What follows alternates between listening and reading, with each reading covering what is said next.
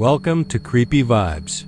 Tonight, we're heading off the map into the dust-covered corners of Texas, where time stopped ticking and the wind whispers secrets no one dares to remember. These aren't just ghost towns. They're traps of silence, mystery, and something much darker.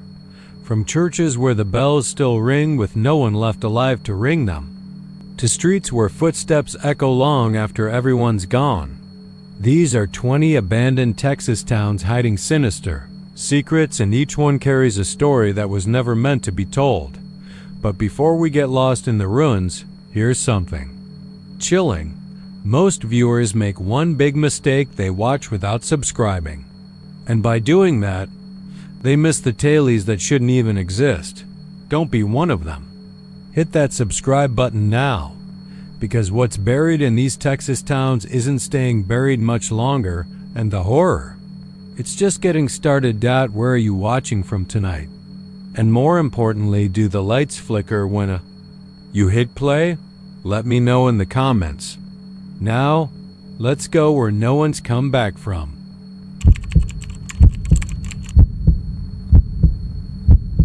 Terlingua sits in the dust like a forgotten secret, west of the Big Bend, surrounded by rocks that shimmer with heat during the day and whisper with chill at night. Most maps still list it, but that's a formality. It's not a real town anymore. It's a shell, a ghost of what it used to be, when Mercury was king and men dug deep into the earth for a living. They say the mercury poisoned the men slowly. It made their minds soft, gums bled, teeth dropped out. Some went blind, some went mad. A few were buried in the hills under rocks they never meant to dig. The mine shut down decades ago. People left, nature crept in, the sun broke windows, and time peeled the paint. But the mine stayed. And sometimes, even now, it calls people back. There's a story folks in Alpine still tell, about a man named Carl Winton. He wasn't born there, just passed through 1 year and decided to stay. Said he liked the peace, the quiet. Bought a trailer on the edge of the ghost town and started giving nighttime walking tours to thrill-seeking tourists. Had a dog too, a mutt named Daisy, real sweet. Would follow him around like a shadow. Carl didn't believe in ghosts. Thought the town's legends were good for business, nothing more. Talked about the haunted mine with a wink and a smirk. But after one summer night, Carl stopped smirking.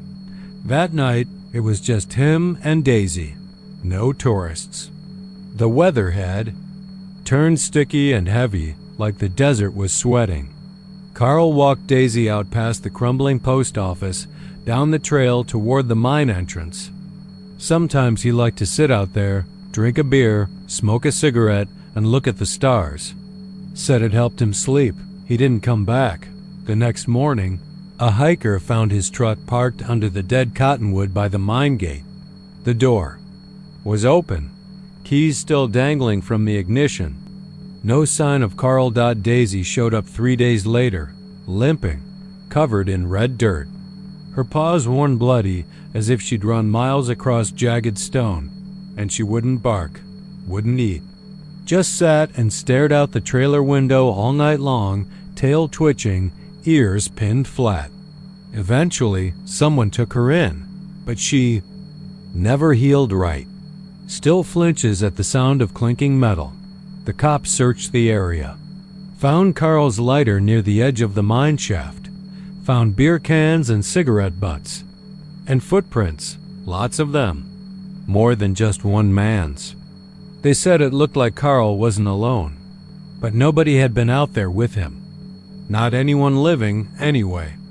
A week later, a group of college kids came through on a ghost tour.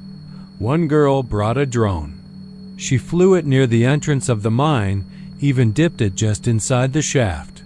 It went black 5 seconds in static. When they pulled the footage, there was a single frame, just one, that showed a figure standing deep in the tunnel.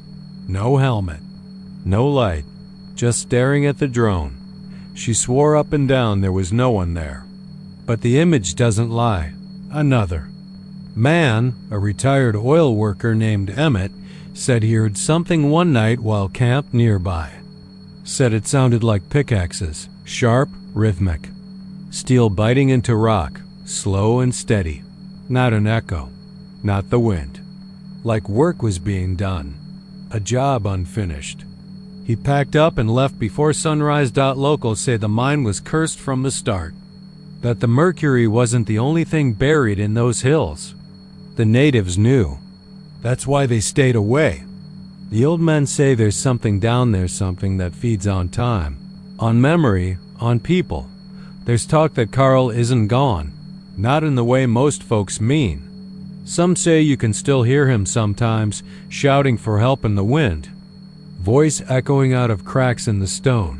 When the night's real still, others say he's working now, because the mine never closed. Not really. The digging never stopped. It just got quieter. And now, if you stand by the entrance long enough, if you let the desert settle and the wind die, you'll hear it. Metal striking stone. Over and over again. And then, voices. Low and slow. Like they're humming a song only the dead remember. That's when you leave. Fast. Without looking back. Because some people say, the ground interlingua doesn't just take the dead. It makes more.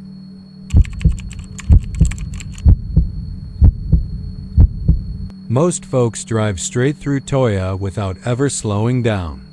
If you're not from West Texas, you'd barely even notice it was a town. A few leaning telephone poles, a busted gas pump, a church with no roof. Just dry wind and sky so wide it makes you feel like a speck in God's eye. The kind of place where silences wait. But there's a sound in Toya if you stop long enough. A low, steady whisper that drifts in from the tracks. And it doesn't belong. There hasn't been a working train through Toya in over 60 years. Back in the early 1900s, Toya was the kind of town where railroad smoke filled the sky and the taverns never ran out of beer.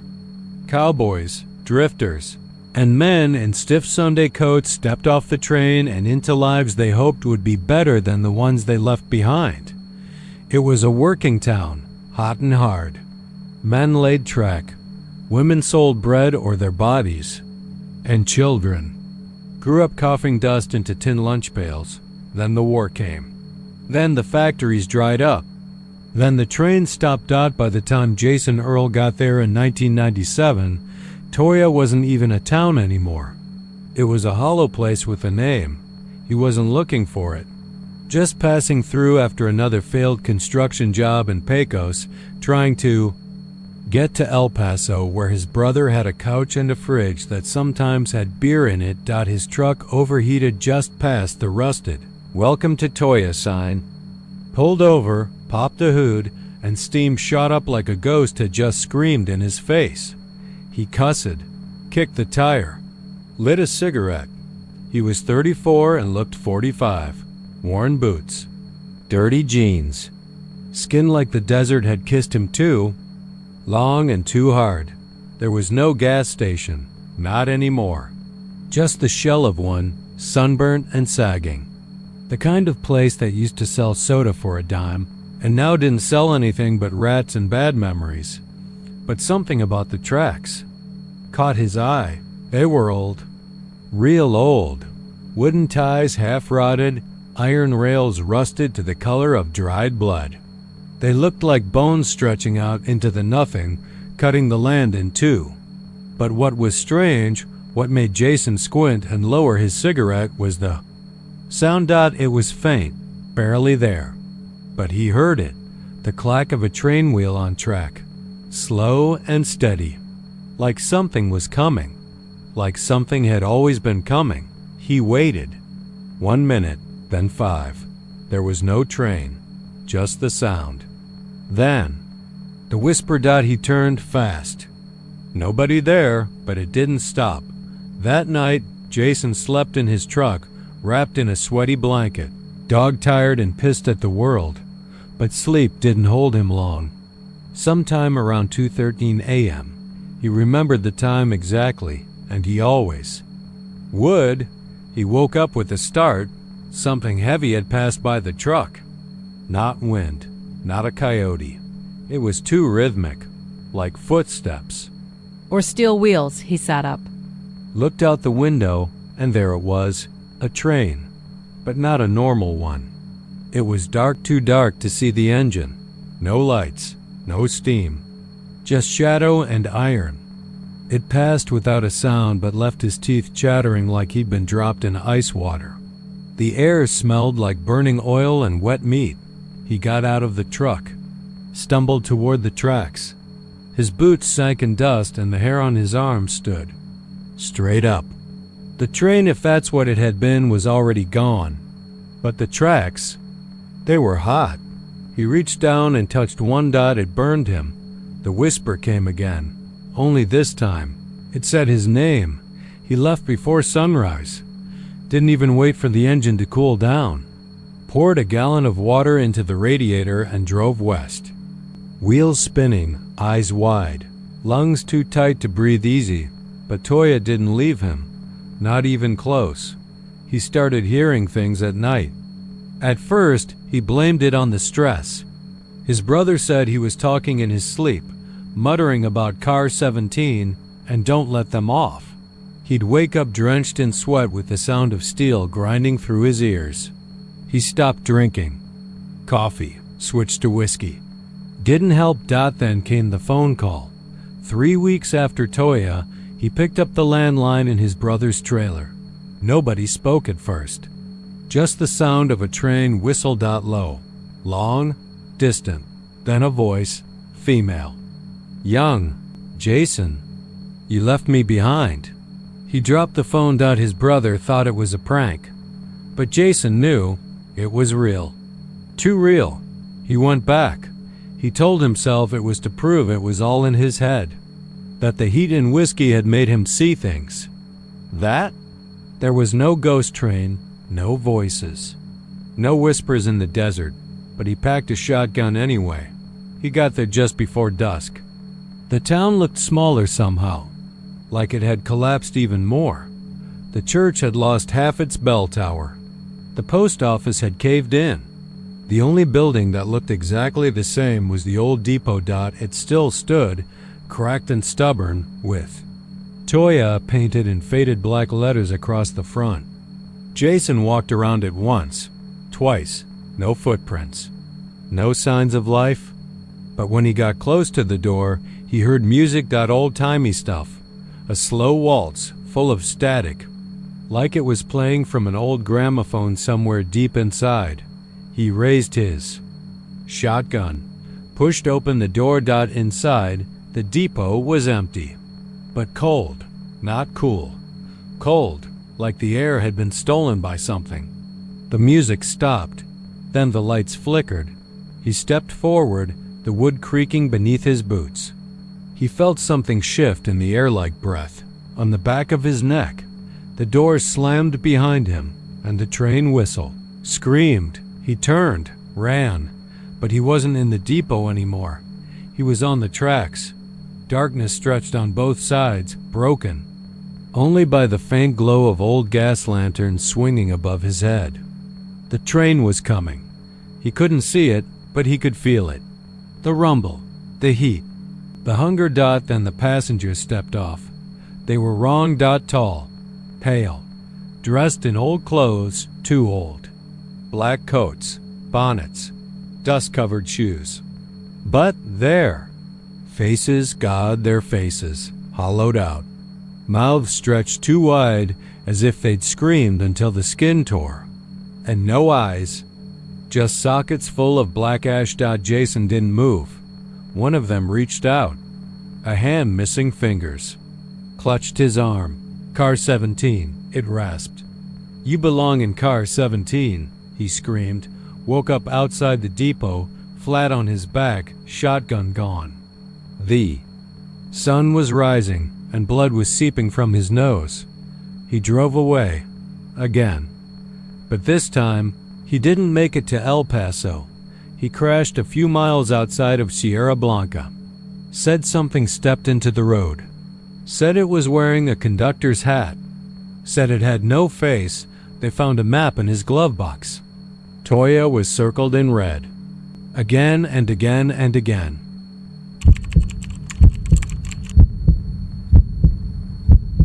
Barstow isn't even a town anymore.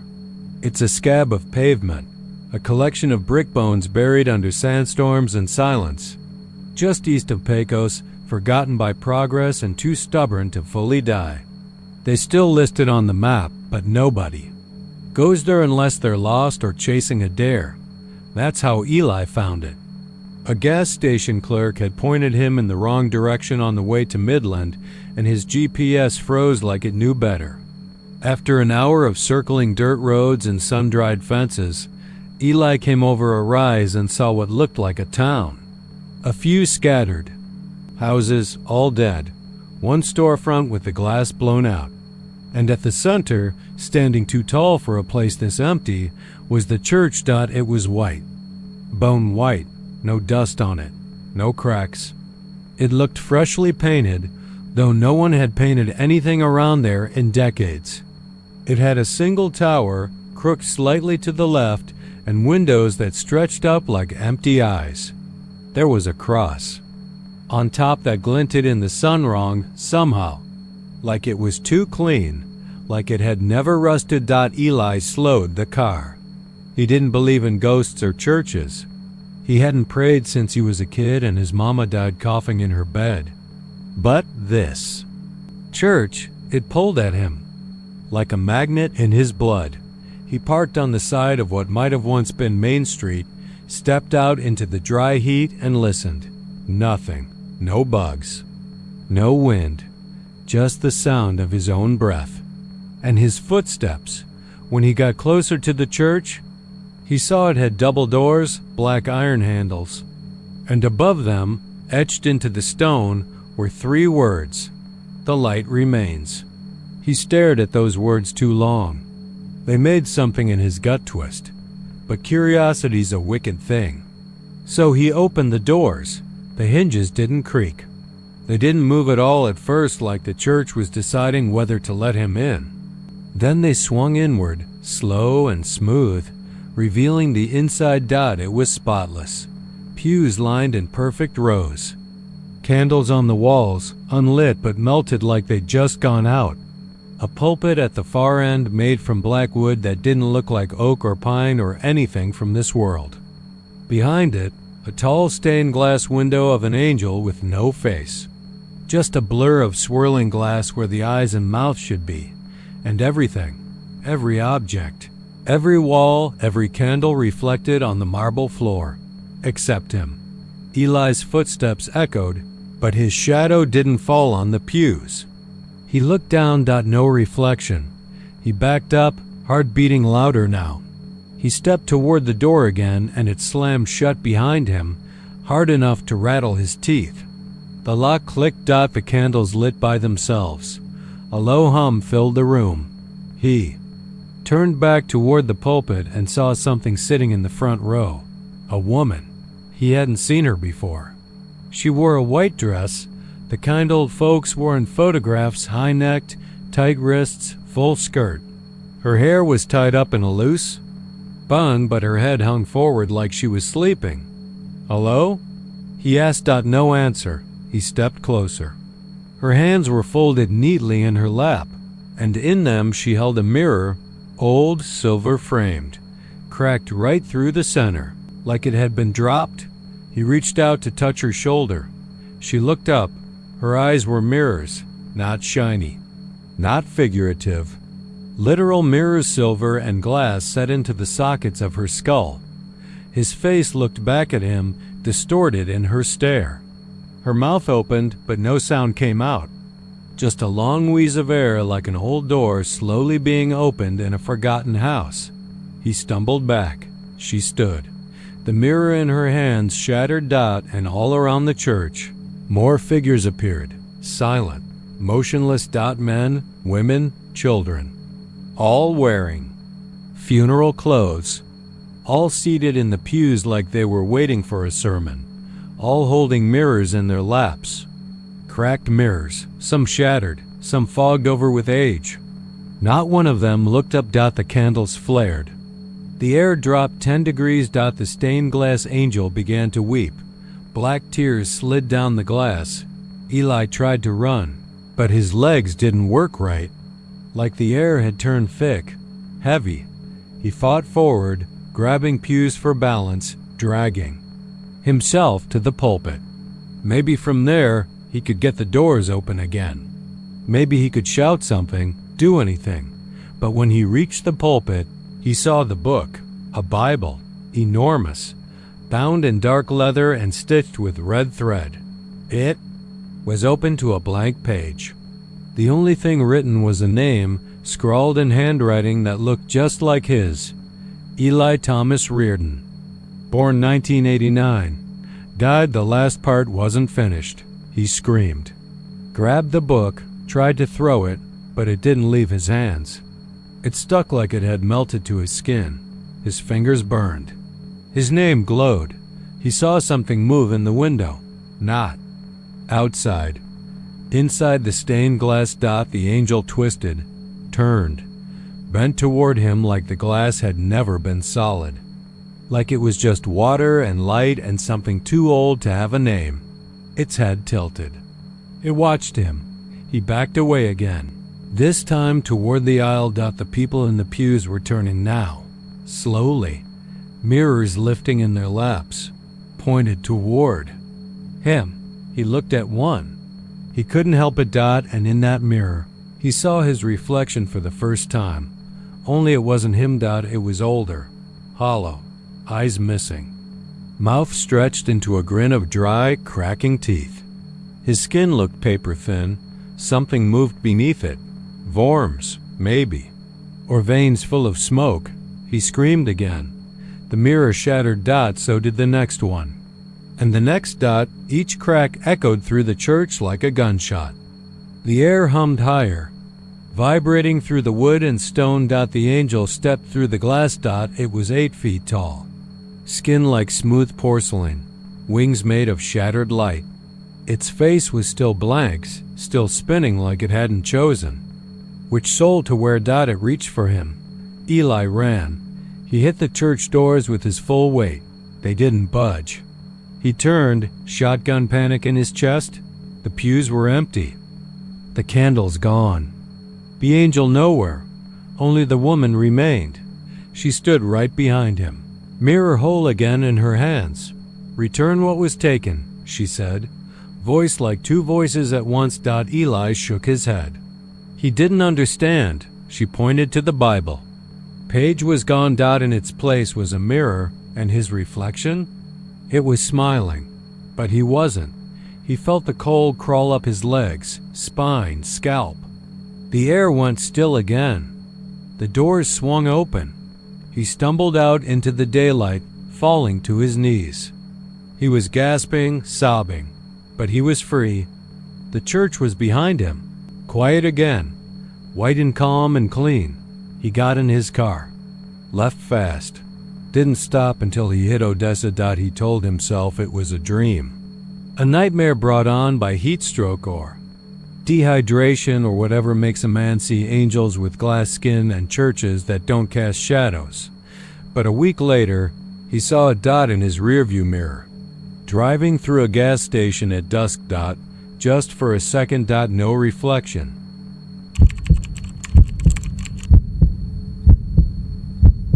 Katerina used to be something. Not big, just a quiet town between Carrizo Springs and the empty parts of the map. It had a post office, a diner, 2 stop signs, and a hotel made of yellow stone that stood too tall for a place like that. The sign out front still read Hotel Belvedere, though most of the letters were gone now. Just HTLELEE clung to the iron frame, rusted and moaning in the wind. The thing is, nobody ever talks about the town. Not in newspapers, not online, not even in those Texas roadside history books. It's like Katerina got. Scrub it out of memory. And maybe that's for the best, because the hotel's still standing, and it's still calling. Martin James was a traveling inspector. Not for health, not for safety. He worked for a third-tier insurance firm that made him drive to forgotten places to confirm whether properties were worth covering. He hated the job, but he hated being broke more. He was divorced, mid-40s, and smoked too much. He'd long ago given up on anything except showing up, checking boxes, and getting through the next day. His GPS had gone out 20 minutes before he hit Katerina. Dust had covered the road signs, and he'd started wondering if he'd taken a wrong turn. He pulled over when he saw the hotel 3 stories of limestone, windows like black eyes, shutters peeling like old scabs. The rest of the town was crumbling, a gas station without pumps, a church missing its steeple. One car parked outside an abandoned diner, rusting into the asphalt. But the hotel, it looked too intact, like it had survived something. Like it. Remembered things. Martin got out of his car. He didn't know why he didn't drive on. He had enough gas. But something in him said check it. Just a quick look. One photo. One note. Done. He stepped onto the hotel porch and stopped. The air changed. It got heavy, not hot. Just dense, like walking into a room where someone had just been crying. He shook it off and opened the front door. It wasn't locked. Inside. The lobby was quiet, but not empty. The air was stale, thick with the smell of old perfume and something sour beneath it like fruit left too long in the sun. The chandelier above him was missing half its bulbs. Dust coated everything, but not enough. Like someone had wiped it off recently and then walked away. The front desk was covered in a guest ledger, and that's when he heard it. His name, just a whisper, barely there. Martin, he turned. Nothing. Just the silence again. He cleared. His throat called out, "Anyone here?" No answer. He flipped open the ledger. That's when his stomach dropped. His name was already written there. Martin James. Room 304. Check-in. Today. Check out. Not listed. The pen sat beside the book, lid off. Wet ink still glistened. Martin backed away from the desk, the hairs on.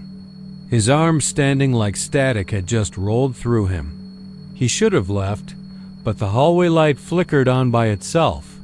One by one, the sconces lit up, leading toward the stairs, and from above he heard the whisper again.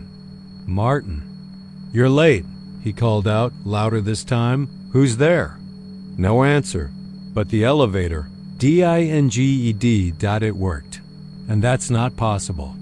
He stepped in. It smelled like roses and rust. The doors shut slow and heavy. The light above the buttons was cracked, but the number 3 glowed brighter than the others. He didn't press it. The elevator moved anyway.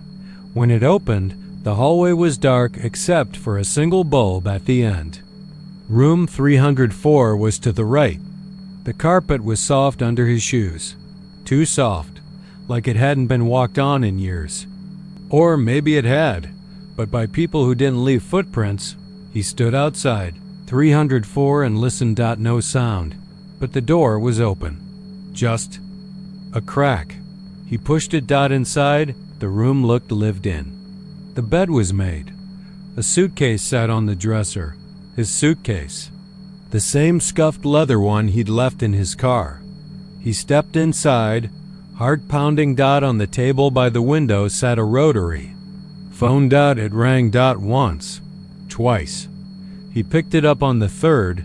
The voice on the other end was faint. A woman, maybe crying. "You made it back," she said. "It's been waiting for you." Martin's throat went dry. "What has?" Click. The line went dead. He looked out the window. The town was gone. Where the street had been, there was only black. Not darkness black. Endless, rotting nothing. The buildings had vanished. His car, too. Even the sky seemed to lean in too close, like the stars had come down to watch. The mirror in the bathroom was fogged over. He wiped it. No reflection. The door slammed shut behind him. He turned, trying the handle. It wouldn't budge. The lights flickered, dimmed, brightened out, then the room changed. The bed sheets turned red, not color-stained, blood, old and dry. The wallpaper peeled itself back to reveal claw marks, hundreds of them, some deep enough to gouge through plaster. Something banged from inside the closet. He backed away, hands trembling. "Martin?" The voice came again, not from the phone, from under the bed. He dropped to his knees, pulled back the bed skirt. "Eh?" Pair of eyes stared at him from the dark. They weren't human. He screamed and scrambled up, only to find the room empty again. Just a clean bed, dusty windows, his suitcase gone, and the door now open. He ran down the stairs, through the lobby, out the front doors, and into the hallway of the third floor again. Room 304 stood open, the phone ringing. This time, he didn't pick it up. He smashed it. The sound didn't stop, ringing. The voice still whispered, "You checked in, Martin." "You don't check out." He tried the windows. Bricked up. He tried the fire escape. Led to nowhere. He tried the walls. Hollow, and then, finally, he stopped fighting, sat down in the room, looked at the guest, ledger again, and saw that his name wasn't the only one. Jessica James. Room 304. Check-in, 1987. Check-out, never. His mother. He remembered now. She'd disappeared when he was 10, gone during a road trip west. His father told the police she ran off. But Martin remembered one thing, just one that never left him: the name. Katerina on a matchbook in her purse. He looked at the mirror again, his mother's face. Stared back. The bed creaked, the phone rang, outside. The Hotel Belvedere stood tall, untouched by time, glowing faintly in the desert heat, waiting, for the next name to be called.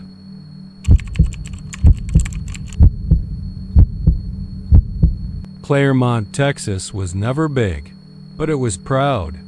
One main street, one schoolhouse, one jail, and one courthouse, tall, square, and cruel-looking, with a clock that always ran 5 minutes fast and a rope that always stayed tied. Folks didn't call it a town so much as they called it a warning. And the man who gave it its name in blood? They called him Judge Brantley Carr. They said he wore his black robes in the saloon, the church, even to bed. That he kept a noose in his office and a bottle of whiskey in his drawer. He didn't believe in trials so much as he believed in swinging necks. A thief? Hang him. A drunk who mouthed it off? Hang him. A man who looked at Brantley's daughter too long? Hang him twice. Between 1890 and 1902, he sentenced 77 men to hang. Most didn't even get a lawyer, and one day the town had enough. They stormed the courthouse, dragged the judge out by his robes, tied his own rope around his neck, and kicked the chair from beneath him. Only, when the rope snapped tight, he didn't die right away. They said his eyes bulged, but he didn't struggle. Just stared down at the crowd like he knew something they didn't. His mouth moved, but no one heard what he said. And when he finally stopped kicking, the silence that followed felt like something heavy sliding into place. After that, Claremont began to die. Crops failed. Wells dried up. Children disappeared. And every so often, on a still night, someone would find a rope tied to the porch post, knotted just like Judge Carr's old gallows rope. That was your warning.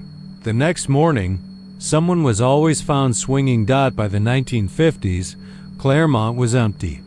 People left, took their fear with them. The buildings sagged, the church lost its roof, and the courthouse, well, it stayed the same. No dust on the steps, no birds nesting in the rafters. And the clock still ran 5 minutes fast.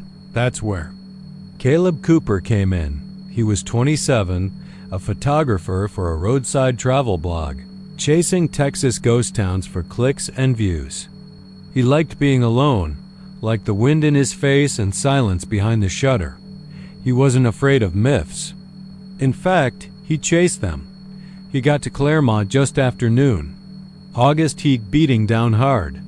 Found the courthouse still standing, windows dark and unbroken. His truck's engine sputtered as he parked on the cracked main street. He stepped out, sweat already staining his shirt, camera slung around his neck. The town was silent. Not quiet. Silent. No wind, no bugs, no birds. Just the low hum of something he couldn't place. He walked up the courthouse steps. They didn't creak. Inside, the air was cold. Not cool, cold. He shivered. The walls were lined with portraits, judges in robes, lawyers with dead eyes, black and white photos turning sepia with age. But one space was empty. A frame hung crooked, the glass shattered, but there was no photo. Caleb climbed the stairs, second floor. Courtroom doors stood shut like they'd never opened since the last verdict. He pushed them open. The room was clean, not dusty. Not decayed. Clean. The judge's bench stood tall. The jury box sat in perfect rows. The gallows rope still hung, coiled neatly at the back of the room like a snake waiting for orders. Caleb raised his camera, snapped a photo. The moment the shutter clicked, the rope twitched. He lowered the camera. The rope swung. Slowly. Back and forth. As if something had just jumped and landed.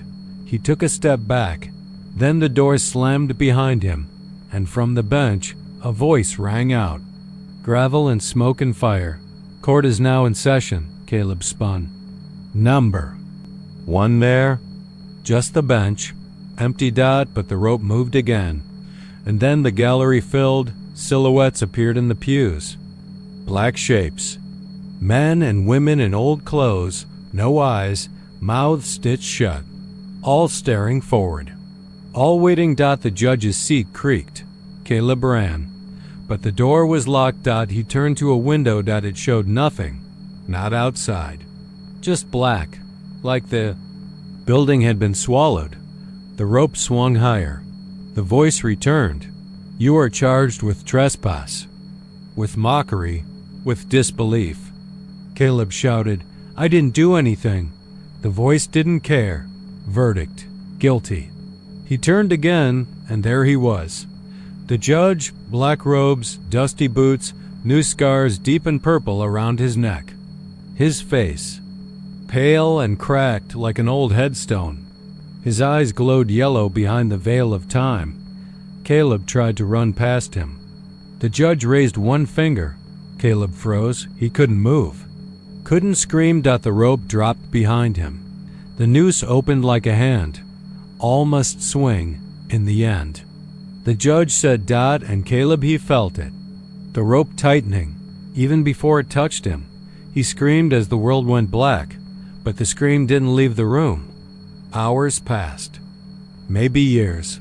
Then the door opened. The wind came back. The birds chirped. Again. And the courthouse stood quiet. Just like before. But if you go inside now, if you stand in the back of the room and look real close, you'll see it. A new photo on the Wall. Caleb Cooper, photographer, 2023. Eyes hollow. Rope around his neck, and below it, in red, Justice Never Dies.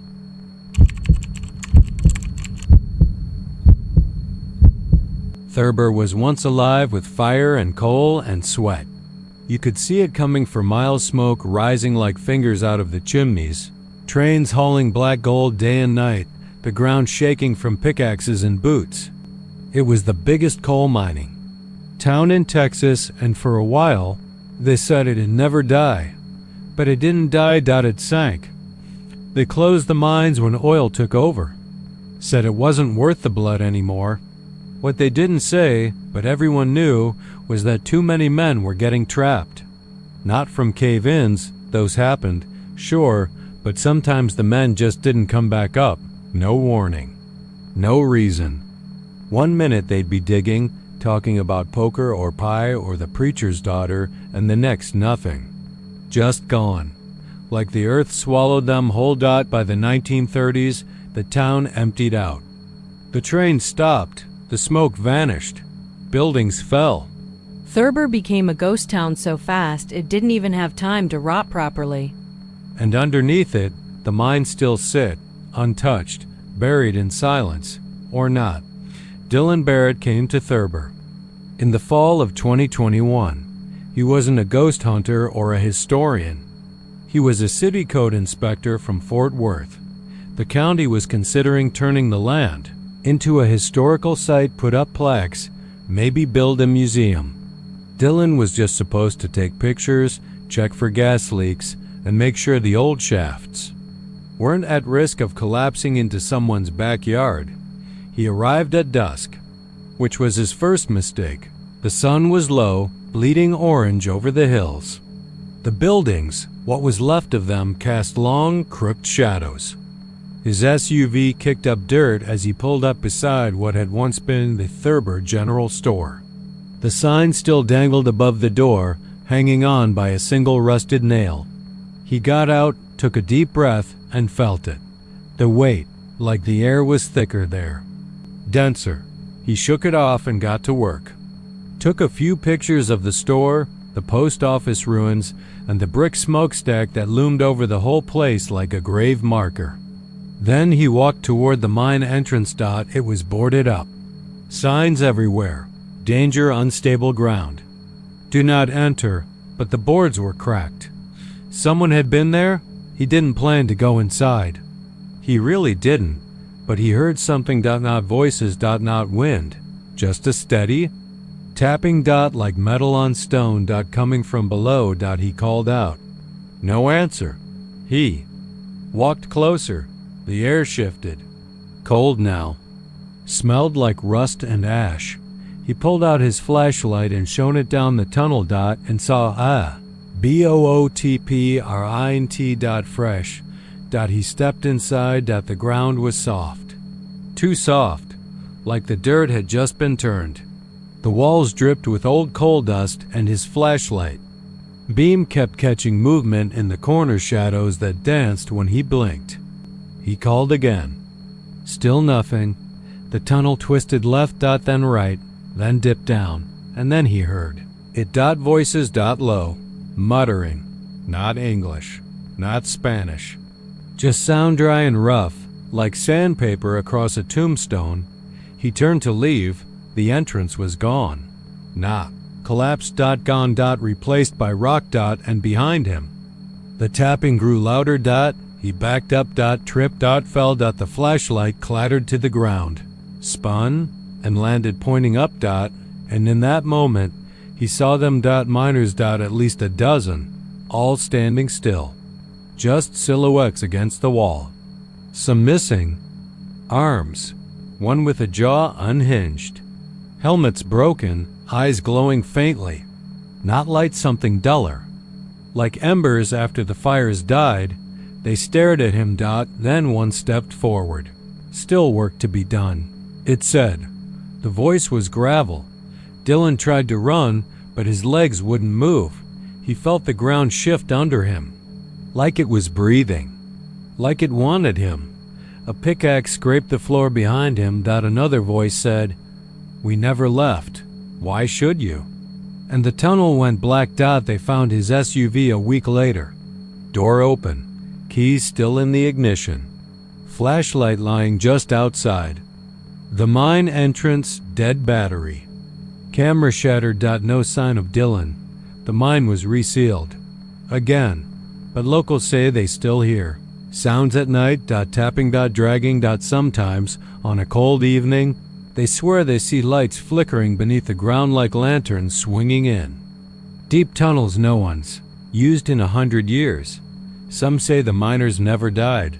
They just kept digging, looking for company. And now, they've got a new foreman, because Dylan's name was carved into a plank by the entrance, right under a list of men who'd gone missing a century ago. One final line below it, fresh and deep, still on shift.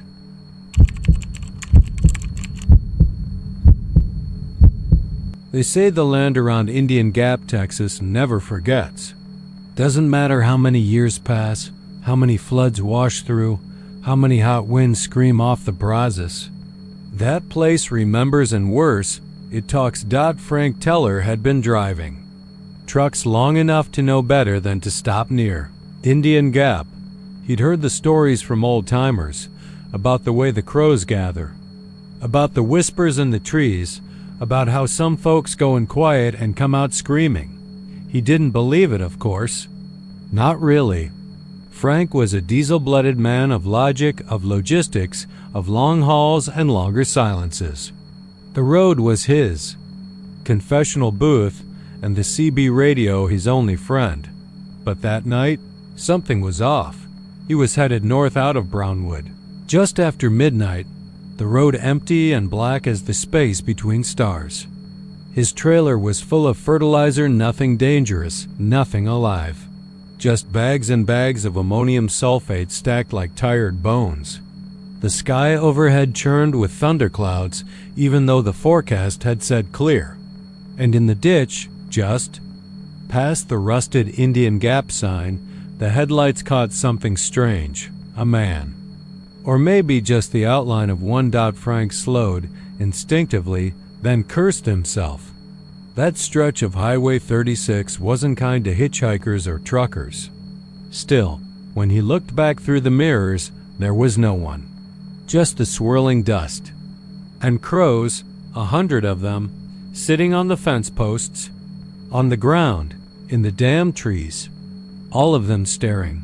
Silent. Frank rubbed his eyes, let out a dry laugh, and pushed on the gas. Too many late nights, Frank, he muttered. Too many. Stories. 10 miles later he heard it, a voice crackling over the CB soft familiar. She knows what you did at Abilene. Frank slammed the brakes. His knuckles turned white around the wheel. That voice. It sounded like June, his ex-wife. But she was dead. Cancer had taken her 3 years ago. Nobody on that frequency should have known about Abilene. Nobody. He pulled over, heart thumping. The crows had followed, lined up along the power lines like sentries. Then came the knocking. 3 soft raps against the passenger door. He turned, expecting a face. A person. Nothing. Just feathers. Hundreds of them. One by one, the crows began to call out, harsh, overlapping. But it wasn't just noise. It was words. He hid her. He left her. He lied. He hid the body. He buried it beneath the clay. Frank screamed, threw the door open, ran into the field, flashlight bobbing in the dark. The crows scattered but didn't flee. They circled overhead, cawing his sins, louder and louder. Each call a confession. She begged, he left her in the cold. He dropped to his knees, the weight of guilt clawing at his spine. That thing in Abilene, no one was supposed to know. Not about the girl. Not about the ditch. He'd sworn it was an accident. Had buried her himself, drunk and shaking, and never spoke a word. But now the land remembered. A crow landed inches from his boot, tilted its head, and let out one final call. You'll dig tonight, Frank, and you'll find her. The flashlight flickered, then went out. The ground beneath him softened, a wet sucking noise like breath from a throat long since rotted. Hands cold and small reached up through the mud. And the crows laughed. All of them. Together. They still.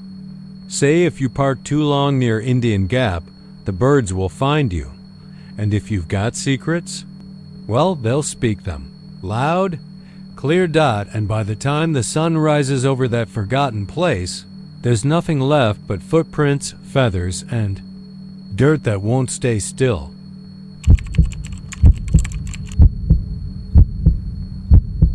Lobo sits somewhere west of nowhere, a place swallowed by time and heat, halfway between nothing you need and nowhere you want to go. If you blink, you'll miss it. Just one long stretch of road, a busted radio tower that doesn't work anymore, a few concrete skeletons of buildings. And one gas station dot, just one dot, it still has a flickering yellow sign that hums in the wind, like it's running off its last breath. The paint's peeling. The gravel's been kicked around for decades, and there's one old gas pump, still working. Somehow, that's what caught Nate's eye. He'd been on the road for hours, left El Paso in the afternoon, headed for a job in Midland he didn't care about. Freelance drone photographer, not that it mattered anymore. He was behind on rent. His girlfriend had stopped answering his calls 3 days ago. His phone was dead, the charger fried, and his gas light had been blinking for 40 miles. So when he saw the sign that said Lobo, next right, he figured, screw it. 1 gallon would get him to the next town. That's all he needed. He pulled off. The road got quieter. The air got still. The gas station sat there like it was waiting. He coasted in. No other cars. No lights on inside. Just the pump, old and rusted, with a rubber hose that looked like it hadn't moved since the 80s. He got out. The wind stopped. Everything went still. He grabbed the nozzle, expecting nothing, but the handle clicked. The numbers rolled.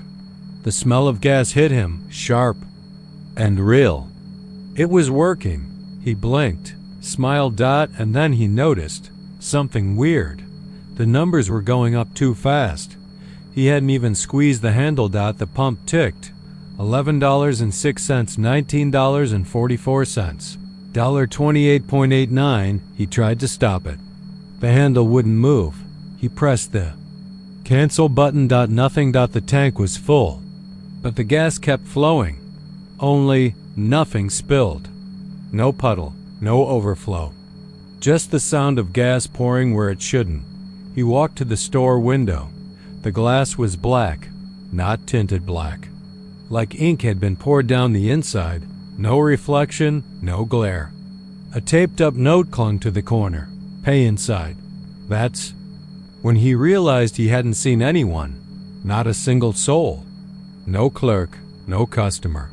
No flies, no birds, but the pump was still running. So he went inside. The bell didn't ring. The air inside was colder than it had any right to be in the West Texas. Heat. Like walking into a walk-in freezer filled with silence. Shelves lined with ancient cans of beans, expired cereal, and sun-faded beef jerky. Dust covered most things, but not all. The cooler in the back hummed with no electricity. The lights above flickered dimly, but he didn't see any bulbs. The glow came from somewhere else. The counter was at the far end. A man stood behind it. Pale, thin, wearing a red apron and a name tag that said Gene. Gene didn't blink. Pump's full now, Gene said. His voice was dry, hollow, like a radio stuck between stations. Nate looked outside. The pump was still going. $74.22, $80, $90. His heart kicked a little harder. I just needed $20, Nate said, voice half laughing. Gene didn't move. The pump's full now. Nate backed up a step. I didn't even get the gas yet, he said. Gene tilted his head slowly. His skin cracked a little at the neck like old paint. You stopped, he whispered. That's all it takes. Nate turned and bolted outside. The door behind him didn't close. The pump was at $103.66. He grabbed the nozzle. Yanked. It didn't move. His car was full. But the gas kept flowing. The hose pulsed like something alive inside it. No gas on the ground. No smell anymore. Just the ticking sound. His car door was locked. He hadn't locked it. He pulled. Harder. Nothing. Then he noticed the sky. It had darkened. Without warning, not twilight. Not clouds. Just dark. The kind of dark that swallows headlights. That eats time. And then the lights flickered behind him. The station was gone. No building. No sign. No Gene. Just gravel. Dust. And the pump. He stood still for a minute, trying to breathe. That's when the figures came. They stepped from behind the pump, from beneath the concrete, from nowhere. 5 at first, then 6, then more. All of them dressed like gas station clerks from different eras, blue jumpsuits, red vests, green polos, oil-stained shirts. Some had visors. Some had name tags that read names like Sam, Mick, Yvette. One woman had melted sunglasses fused to her face. One man had no eyes. Their faces were dry, hollow, cracked, like they'd been left in the desert too long. They walked in slow. "You stopped," one of them said. "You can't stop," said another. Nate ran. Didn't matter where. He sprinted into the dark, toward the road, toward anything. 10 minutes passed. He came back to the pump. No matter where he ran, he ended up at the gas station. The pump ticked $149.99. He ran again. A mile, 2, maybe more. The land kept spinning under his feet. No signs, no stars, no escape. Each time, the same guy back at the pump. Back with Gene, but now Gene wasn't behind the counter. He was pumping gas into Nate's car. Nate fell to his knees. The figures circled him. "You stopped," they said. "Now you run the register." He tried to scream, but the sound didn't leave. The pump clicked $200. Oh, and then it stopped. The lights came back. The wind returned. The sun rose. A new car pulled in off the highway. The pump worked fine. The store looked normal. Gene stood behind the counter again. Only now, the name tag didn't say Gene. It said Nate.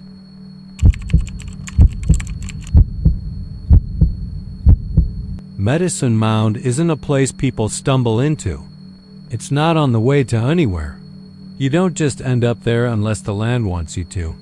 It sits out in the open plains of northwest Texas, where the sky feels too big and the ground too empty. There's nothing around for miles except brittle grass, fences nobody fixed in decades, and 4 strange hills shaped like they shouldn't be there. They rise from the earth like old bones pushing through skin, evenly spaced like they were built that way. The Comanche used to say those mounds were sacred. Medicine mounds, places of power, of vision quests, and old spirits. The settlers didn't listen. They built a town beside the hills in the late 1800s, called it Medicine Mound, just like the hills. Built a school, a store, a feed mill. Lived there until fire took most of it. Lightning struck the church steeple in '33 and the wind carried the flames to every wooden wall in sight. They say nobody died, but that's not quite true. Something stayed. Something waited. The town never recovered. And the wind? It got strange after that. By the 1950s, Medicine Mound was empty. The few buildings left leaned into the dust and the wind never stopped blowing. But the wind there doesn't sound like other wind. It doesn't howl. It speaks, low and slow, like it's remembering something you forgot. Haley Chance didn't believe in any of that. Not when she drove out there with her boyfriend Trevor in the fall of 2019. She was an anthropology student at Texas Tech, obsessed with vanishing towns, as she called them. Took her camera everywhere. Wrote short blog entries about forgotten graveyards, closed down schools, and rural gas stations that still sold RC Cola in glass bottles. Trevor didn't care about any of that. He was there for the road trip and the chance to get drunk somewhere new. He told her the hills were just lumps of dirt and the wind was just wind. That's the problem with stories. The people who believe them sometimes survive. The ones who don't, they end up as part of the next one. They pulled into the area just after 6 p.m. The light was soft, slanting across the horizon like it was searching for something. The mounds cast long shadows, tall enough to stretch over the crumbled foundations of what used to be the town. Wiley parked near the remains of the school, a concrete square with no roof, half a wall. and weeds growing up through what was once the gym floor. Trevor lit a cigarette and scrolled through his phone. Haley grabbed her camera. "I'm gonna climb one," she said. Trevor didn't look up. "Don't twist your ankle." She walked alone. The mounds looked small from far away. Up close, they were massive, covered in yellowed grass and thin, black stones that clicked together when you stepped wrong. She reached the first one and started climbing. The wind hit her as soon as she reached the ridge. It was cold, too cold, like winter had crept into that one spot and nowhere else. She stopped at the top and looked out. She could see everything: the empty plains, the crumbling shells of homes, her car, and Trevor smoking with one foot up on the bumper. And then the wind changed. It didn't blow harder. It didn't gust. It shifted, like it turned its attention, and it said her name just once, just loud enough to be real. "Haley." She froze. The grass didn't move. The world didn't stir. But something in the air had weight now. Haley Marie Chance. It said again, her full name. She hadn't told it to Trevor, not even on forms. Just Haley. She turned, heart pounding. Nobody. But the voice didn't stop. Born July 12, 1999, Lubbock, Texas. She stumbled down the mound. The voice followed. Mother, Evelyn Chance. Father, unknown. Last lie told, I love you. She stopped. The wind kept whispering. Last thought, I don't know who I am. She turned in circles, camera bouncing against her chest, eyes wide and wild. Who is there? Who is it? The wind dropped low again. Quiet. Gentle. You are, it said. She ran, back to the car, back to Trevor. He saw her face and raised his eyebrows. What happened to you? We have to go, she said. You okay? She looked back at the hills. They hadn't moved. But she knew deep down she'd left something behind. Or maybe something had followed her. That night in their motel, she didn't sleep. Not because of fear, because the wind was in the vents. It whistled through the SE. And in the middle of the night, it spoke again. Haley Marie Chance, it said. You've been remembered. She covered her ears. It didn't help. The next morning, Trevor woke up to an empty bed. No bag. No phone. Just the room key, neatly placed on the nightstand. He looked outside. The sun was already high. And far, far down the road, just before the horizon, he thought he saw someone walking, alone, toward the mounds. The rangers searched for 3 days. Dogs couldn't find a trail. Drones lost signal over the hills. Her prints led up the first mound. None came down. All they found was her camera still recording. The footage was shaky, windy, grainy. But at the very end, you could hear her voice. She was laughing, crying, both. I remember now, she said. I remember all of them. Then silence. Then 100 voices. Not speaking. Breathing her name. Again. And again. And again. They closed the case as a disappearance. Another girl who walked into nowhere and never came back. But if you go to Medicine Mound now, you'll notice something. The wind's changed. It says new names. Sometimes your own. And if you just stop for a second, you might hear something that shouldn't exist. Something inside you. Something that remembers the lies you told, the people you hurt, the things you swore you'd never say out loud. And then it says them for you. Because the wind at Medicine Mound doesn't blow. It breathes. It watches. It knows. And it never forgets.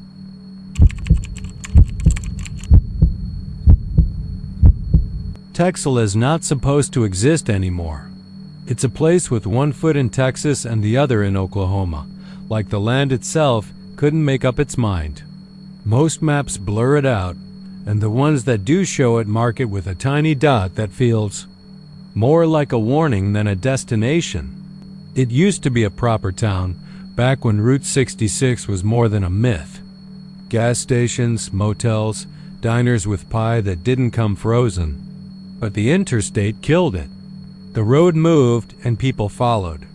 What's left now are buildings held together by rust, spiderwebs, and stubbornness. What's strange, though, is the fence. Not the kind that keeps cows out. Not your average chain link or picket. No. Around the remains of Texela runs a wide circle of barbed wire, 3 strands high, spaced just far enough to drive a man crazy trying to figure out why it's there. No signage, no gate, just sharp, angry metal wrapped tight and hammered deep into bone-dry earth. You could step over it, sure, but nobody ever does. Not the locals, not the drifters. They say the fence wasn't made to keep people out. It was made to keep something in.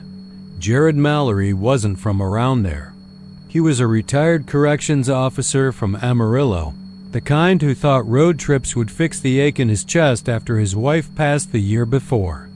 He packed up his old Dodge, grabbed a cooler full of beer and a worn-out map, and told himself he'd drive wherever the highway took him until he forgot what his house smelled like without her in it. He didn't plan to stop in Texela. He didn't even notice the sign, mostly because there wasn't one. What stopped him was the sharp sound of a tire giving out, a sudden hissing pop followed by the slow, dying wobble of rubber flapping against pavement. He pulled off the road, gravel crunching under the tires, and rolled to a stop across from a faded brick building that used to be a feed store. When he got out, the first thing he saw wasn't the flat tire. It was the barbed wire dot it stretched along the horizon like it had been laid down by something bigger than man.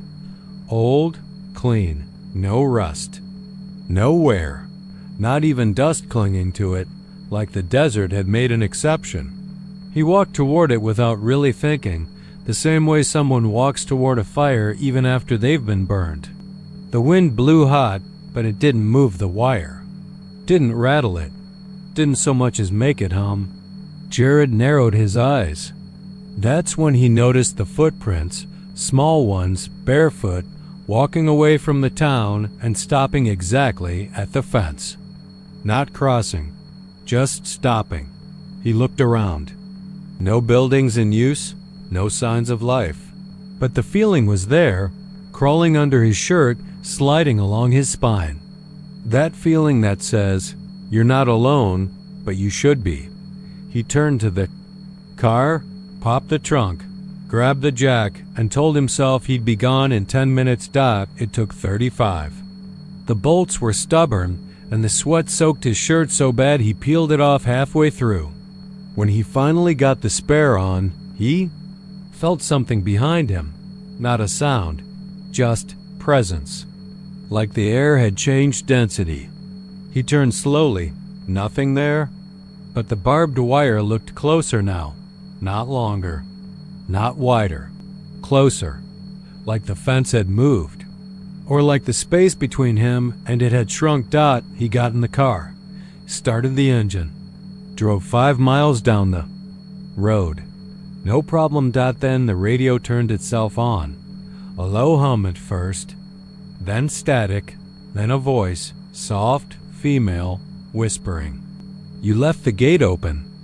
He shut the radio off. 10 minutes later, the lights died. Headlights. Dash. Interior. Black. He pulled over again, heart thudding. The engine sputtered once, twice, then quit.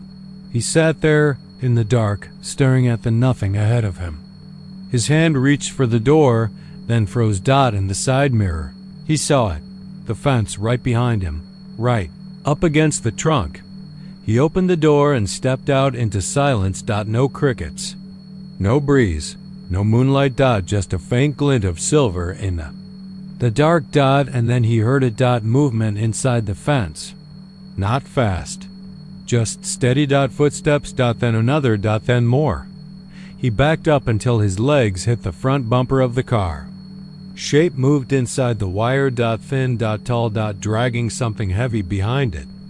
Then another shape, smaller, shoulders crooked, head twitching, mouth open like it was gasping through water. Then a third. He couldn't speak, couldn't run, couldn't breathe. A child's voice rang out, clear as church bells. Don't open it again. Last time, they got out. Then silence, then pain.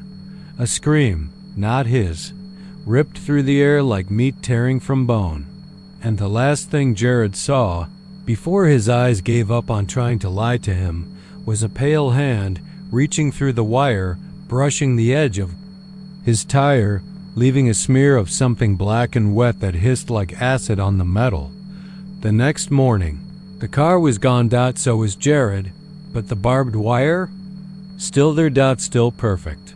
Locals say they saw a new piece added, a fresh strand, stretched tighter than the others. You can walk past Texela if you really want to. You can cross over if you think nothing waits.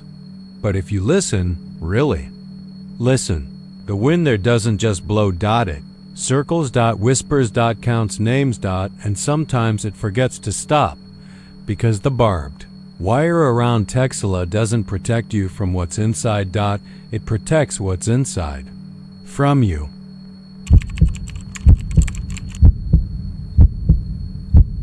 Glen Rio sits on the edge of Texas like it's been forgotten by both states and remembered only by the dust. Once, it was a thriving pit stop for travelers heading west on Route 66. Neon signs, motels with flickering vacancy lights, gas stations that sold postcards and pump handles that clicked like steady heartbeats. Now it's bones. Hollow motels with doors that hang open like mouths mid-scream. A diner with faded lettering that reads, "Eat," but hasn't served a hot plate since the 70s. The highway turned away and the people followed. Only the road stayed. And the lights. That's what they don't tell you in guidebooks or YouTube travel vlogs. That Glen Rio still lights up at night, but not from power, not from bulbs or batteries, from something else. Something old. Something that knows your name the moment your tires hit that broken strip of road. Jason Pike was one of those guys who needed to be alone more than he needed to be happy. He worked in freight logistics, third shift, cross-country routes, 2 cups of gas station coffee per 100 miles. He had a good truck, decent teeth, and a quiet voice. Didn't drink. Didn't do drama. The kind of guy you forget existed until he doesn't show up. He was headed from Amarillo to Flagstaff when he saw the old Route 66 marker and felt a tug in his gut. Not a wrong turn. Not quite. Just a nudge. A whisper. Maybe just curiosity. The sun was low behind him, bleeding orange into the sky, casting long shadows that reached across the blacktop like fingers. His GPS blinked out once. Then again, no service. He didn't panic. He knew the road. He was raised on asphalt and hours. But when the sky finally turned to ink and the stars came out, he noticed something behind him. Lights. At first, they looked like headlights. Just a pair of them, low, yellow, dim like old halogen. Maybe another truck behind him. Maybe a car with bad wiring. He slowed down to let them pass. They didn't. He took a turn toward the empty stretch of Glen Rio, let his wheels crunch gravel and memory. The lights followed. He parked by what used to be the Little Juarez Cafe, rolled down his window. Nothing but wind and old heat. The lights behind him stopped. Still no engine, no tires, no sound. He stepped out, shined a flashlight toward the road. The lights were still there, but there was nothing between them. No hood, no grill, no car, just the lights. Floating, silent, patient. He felt something shift in his chest, like his lungs were trying to fold in on themselves. He got back in the truck and locked the door, like that would help. The radio crackled. A song played. Real soft, something old. Piano and humming and maybe a woman's voice, like she was singing to someone. Already dead. Then silence. The lights blinked once, then started moving. Again. Slow. Toward him. Jason turned the ignition. The truck didn't start. He tried again. Click. Whine. Nothing. The lights got closer and closer. He closed his eyes and muttered the Lord's Prayer, though he hadn't stepped inside a church since his mother's funeral. When he opened them, the lights were gone, just darkness and the whispering wind. He waited another hour before the truck finally roared back to life. He drove hard out of that town, never looked back. But the lights? They came with him in every mirror, every window no matter where he went. They stayed exactly 50 feet behind. Not closer. Not farther. They didn't blink anymore. Didn't. Sway just followed. He tried everything. Traded the truck burned his clothes.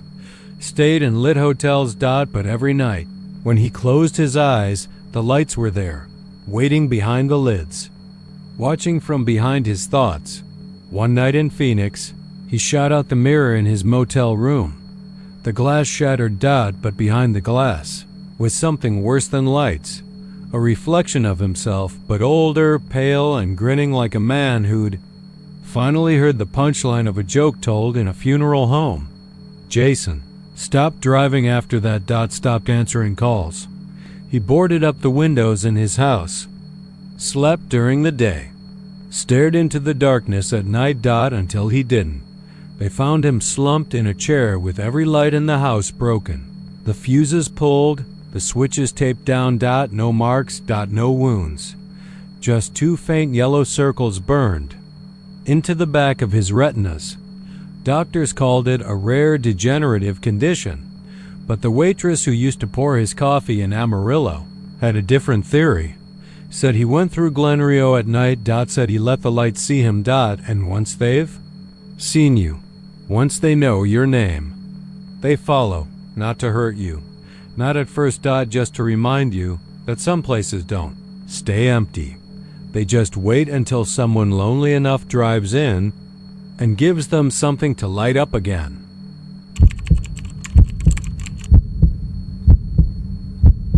Gillen isn't the kind of place you find on purpose. It's not on any major highway, and it's not on the way to anything else. It's in Knox County, north of Abilene, tucked between wheat fields and weathered silence. The road in is narrow and cracked with faded stripes and no markers. There's a sign at the turnoff, just a crooked wooden board that says Gilliland in white paint that looks like it was brushed on by someone's dying hand. No population count. No slogan. Just the name, like a whisper etched into the dirt by something old and patient. When you cross into Gilliland, nothing hits you all at once. That's the trick of it. You don't feel the shift in the air or the pull in your gut. You don't notice the sun growing lazy in the sky or the way your thoughts begin to stretch like melted taffy. You just keep driving, and the world gets a little quieter, the shadows a little longer. The clock on your dashboard begins to feel like it's lying. Bo Harmon came through on a Tuesday. He was a watchmaker by trade, a man who understood time better than most. He appreciated its weight, its rhythm, the way it curved around grief and memory. He'd been driving back from Wichita Falls with a restored French pocket watch ticking in his glove box, planning to deliver it to a collector in Austin. It was supposed to be a short detour, just a backroad route to avoid construction. He figured he'd save 20 minutes. He ended up losing 2 years. It started small. The road narrowed. The fields on either side blurred into endless rows of brittle grass. The sun hung in one spot like someone had nailed it to the sky. His phone lost signal. The radio offered only static or preachers whispering sermons that looped like broken records. Then he passed the same white barn 3 times. He knew it was the same one. The left side had a rust stain shaped like a man with a hanged head. Each time he passed it, the figure looked darker, like it was getting closer. Bo checked his watch. The hands had stopped. He pulled over in front of a boarded-up grocery store with a name that had been sandblasted off. He got out of the car and noticed that the air was thick, not hot, but slow, like trying to breathe through syrup. Even the wind moved lazy, dragging dust across the road like it had all the time in the world. Inside the store, the shelves were still stocked. Cans of beans, boxes of cereal with cartoon mascots from 30 years ago, a cooler with sodas labeled with brands that no longer existed. He picked up a can and felt the metal room temperature, but firm, not dusty, not decayed, as if it had just been shelved that morning. But there was no one there. No clerk. No sound. Just the slow ticking of a clock hanging behind the counter. The minute hand didn't move, but the second hand spun backwards. He left the store, shaken, got in the car and drove faster this time. Back the way he came. Or tried to. He passed the barn again. The stain now looked like it had eyes. He floated. 20 minutes passed. The sun hadn't moved. He checked the time. Still stuck at 2:14 p.m.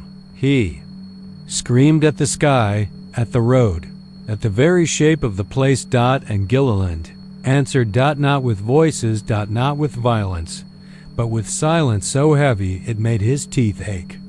The kind of silence that bends your thoughts, that wraps around your brain like a warm, wet cloth. He found himself outside a schoolhouse. One story, cracked windows, rusted swings set out back. Something compelled him to go inside. Maybe it was the bell that rang once. Maybe it was the chalkboard he saw through the broken door, still covered in writing. Names. Dozens of them. He stepped inside. The clock above. The board read 2:14. He looked around and saw the desks weren't empty. They were filled with children. All frozen, some mid-turn. One with her mouth open like she was laughing. A boy with his hand raised, eyes glassy and wide. Not dead. Not alive. Just stuck. He backed out, heart hammering. Outside, the sun still hadn't moved. His car was gone. In its place was a wristwatch. Old, silver. The exact one he'd sold to a man in 2013. And never seen again. He put it on. The second hand ticked once, then stopped. Bo tried to walk. His legs felt heavy. His thoughts slowed. He tried to count steps but lost the numbers. Tried to scream but couldn't remember how. He wandered through the empty houses. Each one held someone, an old woman at a sewing machine, a man shaving. In front of a mirror, a teenage girl curled on a couch with a Walkman in her lap. All frozen, all paused, like time had chosen him to witness what it had. Forgotten. And then he saw the sign again. Gilliland. Only now it had a second line beneath it, carved into the wood. Welcome back, Bo. He ran. Fell. Stood. Ran again. No matter which way he turned, the roads twisted back into themselves. The town circled him like a drain swallowing light, and when he finally stopped, legs trembling, lungs full of dry air, he looked at his hands. They were older, spotted, trembling like his grandfather's had before them. He dropped the French pocket watch in the dirt. The glass shattered. The second hand didn't move. The last thing he heard before the wind finally stopped was a whisper in a voice that sounded like his own, only slower, deeper. Time doesn't forget. It waits, and now it's waiting for you.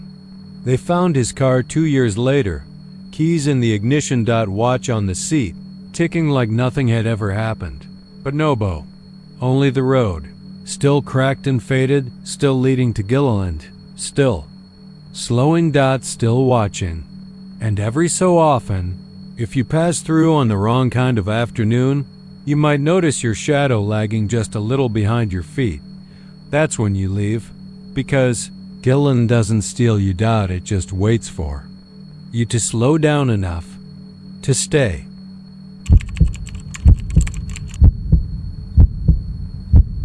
Belle Plaine was built on high ground, surrounded by dust and mesquite, meant to be the next big thing in Texas, a college town, a promise made in brick and ink.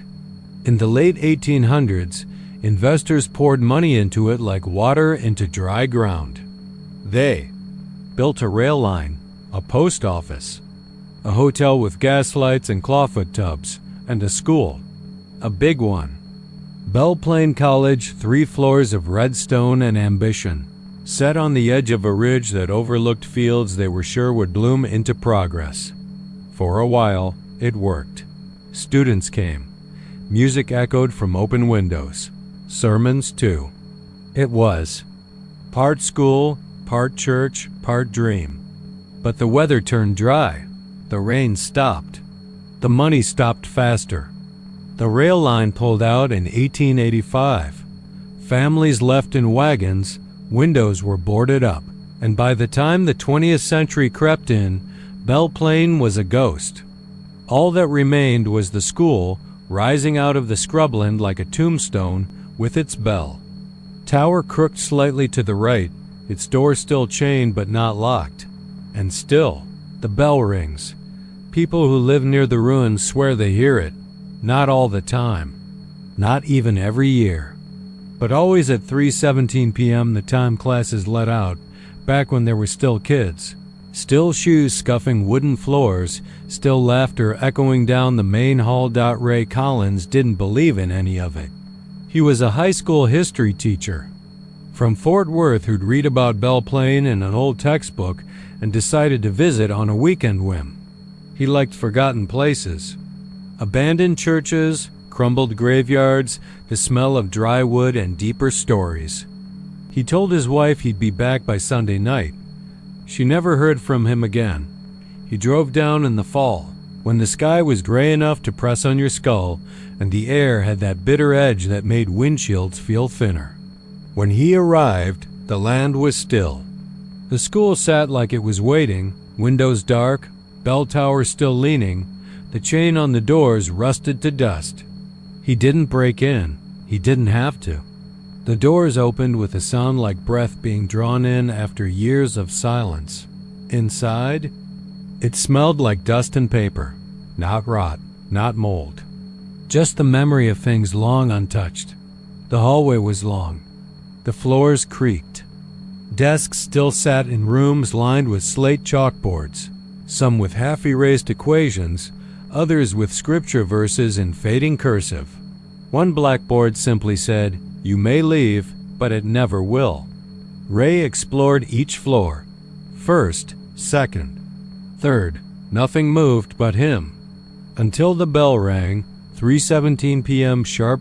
Clear. Loud. From the tower above. Ray dropped his notebook. He looked up, eyes wide. The rope still hung in the stairwell, still swayed. He climbed the tower steps one by one, each creak louder than the last.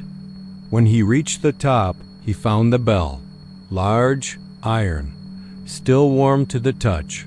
No wind, no birds. Just the faint ringing that hadn't stopped, not really.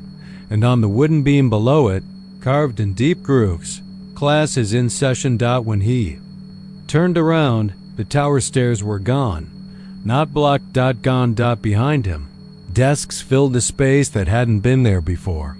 And in them, students. Silent. Motionless. Their skin gray like paper. Their mouths open. Their eyes locked on him. Backed away, but the tower had become a classroom. The bell still rang, but now it was dull, slower, like a heartbeat dying in slow motion. A voice spoke. It didn't come from the children. It came from the floor, from the walls. From inside Ray's ears, "Take your seat." He shook his head. "I'm not part of this." But the floorboards disagreed. He fell. The desk appeared around him, his hands locked in place. Chalk scraped across a board he couldn't see. Words appeared in the air, floating like smoke. "Every school needs a teacher." The bell rang again. Then again. Each time louder. Each time closer. His screams didn't echo. They folded back into him. Outside, the sun set. The school faded into shadow. The next morning, a pair of hikers found his car, keys in the ignition, notebook on the passenger seat, open to a page that read, "They're still learning, and now I am too." They heard the bell as they walked away, 3:17 p.m. sharp, clear as glass, and they never spoke of it again.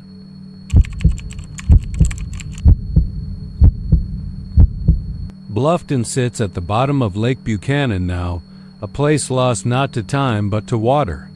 Back in the 1930s, the government decided that electricity was worth more than history, and they built a dam big enough to drown a town. They gave the families a few weeks to pack up what they could, load wagons, carry coffins, and say goodbye to the land their grandparents had died on. Then the flood came. Slow at first, rising inch by inch, swallowing barns and porches and wind chimes still ringing on front doors. By spring, Bluffton was gone. Except at WASN single quotes T. Every so often. When the lake gets low enough in a drought year, you can see the bones of it, the stone walls of the general store, the wooden beams from the old mill, the foundation of the church like a scar in the mud. People walk out there, tourists mostly, with cameras and bottled water, pretending they're touching something holy. But the locals, they don't go near it. Not since 1952, when a boy named Eli Franks walked out to see what was left. And didn't walk back. They found his boots, standing upright on the church steps. No footprints. No body. Just water where none should have been. Graham Dorsey didn't believe in ghost stories. He wrote them for a living, made a career out of inventing the kinds of things you tell kids at sleepovers to make them afraid of their own closets. He'd grown up in Austin but hadn't been back to hill country in decades. When the drought hit in 2022 and the lake levels dropped so low that Bluffton's bones rose again, he decided to visit for research. Said he wanted to see Texas Atlantis for himself. Said he'd only be gone a day. He brought a notebook, a camera, and a bottle of Glenlivet he didn't plan to share. The day was bright. Blue sky, dry heat that pressed on the back of your neck like a preacher's hand. Graham parked near the rec area, slung his bag over his shoulder, and started walking down the cracked lake bed toward what used to be Main Street. The ground felt spongy. Not muddy. Not wet. Just alive. The stones of the buildings rose from the ground like teeth. Foundations mostly. Some stairwells. One wall still had part of a window frame clinging to it, vines curling through the holes. Graham started snapping pictures, taking notes. Time as a tide, he wrote. Memories surface when the world forgets how to hold them under. He wandered to the old post office, now just a hollow rectangle of stone with a rusted mailbox. Near the center. That's where he heard it. A splash. Close. But there was no water. He turned, squinting toward the church. Another splash. Then another. Then footsteps. Slow. Bare. He called out. No answer. He moved toward the sound. Each step felt heavier, like something was pulling at his ankles from beneath the dry lake bed. He reached the church. The doorway was half collapsed. Inside, nothing but weeds and sunlit shadows. He stepped in, and the air changed. Wet, cold, smelled like algae and copper. He turned to leave. And saw water. Knee deep. All around him, but he hadn't moved. The doorway was gone. The walls were whole again. The roof overhead creaked like it had just been nailed down that morning. He looked at the pulpit. A figure stood behind it, dressed in black, skin pale and bloated, eyes open too wide. The preacher, still, delivering the last sermon he never finished. Behind the pews, others sat, children, women, men, faces waterlogged, hair floating in air that had become liquid. Without sound, their mouths moved. No sound came, only the rush of water inside Graham's ears. He backed away, breath coming short, throat burning. The water climbed to his chest. He screamed, but tasted lake water in his lungs. Then one of them stood, a girl, maybe 10. Her dress fluttered around her knees like she was still standing in a stream. She walked toward him, hand out. He stepped, tripped, fell, under, darkness, silence, and a whisper, not.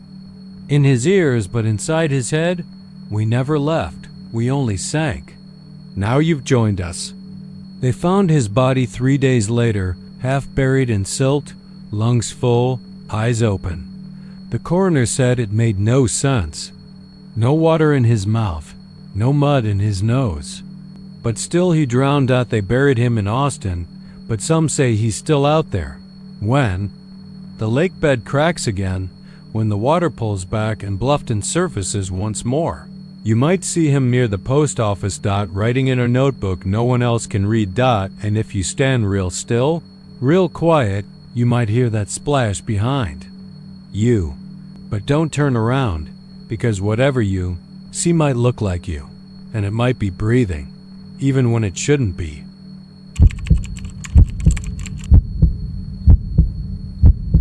Estacado was supposed to be a city. That's how it started. Anyway, a promise on paper, drawn up in an office far from the red dirt and brittle wind of the Texas Panhandle. In 1879, two brothers, George and Walter Washington, laid out a plan for the future. Streets, churches, schools. They even picked a name that sounded strong, noble, Estacado. The word rolled off the tongue like something biblical, something that could hold its ground against time and thunder. But the rain never came. The people didn't stay, and the future got eaten up by silence, one building at a time, until Estacado was nothing but a few crumbling stones and a name on a map that didn't know it was a ghost. There's still a road that cuts through it, a straight shot between Lubbock and nowhere. Most folks don't take it. Something about the way the sky flattens out above you, the way the wind pushes back, the way the barbed wire fences always seem too close to the road, like they're not keeping something out, they're keeping something in. You can drive through in the daytime if you keep the windows up and don't look too long at the buildings that don't cast shadows. But if you drive through Estacado at night and there's fog, don't stop. Eddie Brandt was the kind of man who drove at night because the world made more sense when it was sleeping. He was a long-haul driver, 42 years old, divorced, no kids, no home, just the road and the engine and the low growl of AM radio that kept the dark from getting too thick. He'd driven through places most people had never heard of, places with names that sounded like warnings whispered in cornfields. But Estacado? He didn't even see it coming. It was a late run from Amarillo to Midland. He'd taken the back route to shave off time, skipping the main highway. The radio fizzled out an hour outside of Lubbock, and his GPS glitched like it was trying to forget where it was. That's when the fog rolled in. It wasn't the soft kind that settles in valleys or hugs the ground like morning breath. No, this fog was thick, high, mean, yellow-gray, heavy. It didn't creep, it lunged. 1 second, he could see the road, the fences, the stars. The next, it was like someone had dropped him into a bottle of spoiled milk and sealed the lid. He slowed to 30, then 20. Still couldn't see past the hood of the truck. And then the smell hit him. Sulfur. Not faint. Not lingering. Strong. Like a match burned too close to the nose. Like fire that had gone out the wrong way. Like something had crawled up from below and dragged hell's breath with it. Eddie pulled the truck to the shoulder and sat for a moment, heart thumping like a bad bearing. He rubbed his face, looked out the windshield, and thought about waiting it out. But the fog wasn't moving. If anything, it was getting thicker. That's when he saw the lights, faint at first, then stronger, not headlights. These were old lights, lantern lights, yellow and swaying like someone was walking toward the truck with a flame in their hand. The air around them shimmered, not with heat, but with something wrong. The sulfur smell intensified. He honked the horn. The lights didn't stop. They multiplied. More and more of them coming from every direction. Lanterns with no bearers. flickering like they were caught in a wind Eddie couldn't feel. He shifted into reverse. The engine died. No warning. No cough, just dead. The lights reached the truck. He reached for his phone. No signal. Of course. Then the tapping started, soft at first, on the passenger side window, then another tap on the driver's side. Then the windshield. Tap, tap, tap. Like fingernails. He looked up. And saw the first face, half a face really, pressed against the glass like it had been smeared there. Skin wet, eyes black, mouth open, no lips. Just teeth long and wide like something that had forgotten how to close its jaw. The fog poured through the vents. He tried to open the door. It wouldn't budge. Tried the horn again. Silent. His ears popped. The world tilted. The fog wasn't outside anymore. It was inside. The cabin filled with it. Thick and warm. And the smell, it smelled like rot and fire and memory. It smelled like shame. He saw things in it. Not faces this time, moments. His worst ones. The fight with his wife. The things he'd said. The night he'd left and never came back. The first time he drank on the job. The man he hit in Oklahoma, the one he told himself didn't need an ambulance. The cigarette he threw into dry grass near Pecos, because he just didn't care that day. The fog showed him all of it. Then the tapping stopped. The doors unlocked. He gasped, opened the door, and stumbled out into the cold. The fog was gone, clear. Sky above, empty road ahead. He got in the truck, started the engine. It roared to life like nothing had ever been wrong. He drove straight to Midland without stopping, hands shaking the whole way. He never told anyone, but he never took that road again. And a month later, when a new guy named Carlos took a shortcut on the same route and didn't make it to his delivery, they found his rig a mile outside Estacado. Engine fine, headlights on. No sign of Carlos. Just one thing left in the cab. A burned match. And fog, still clinging to the floorboards long after the sun had risen.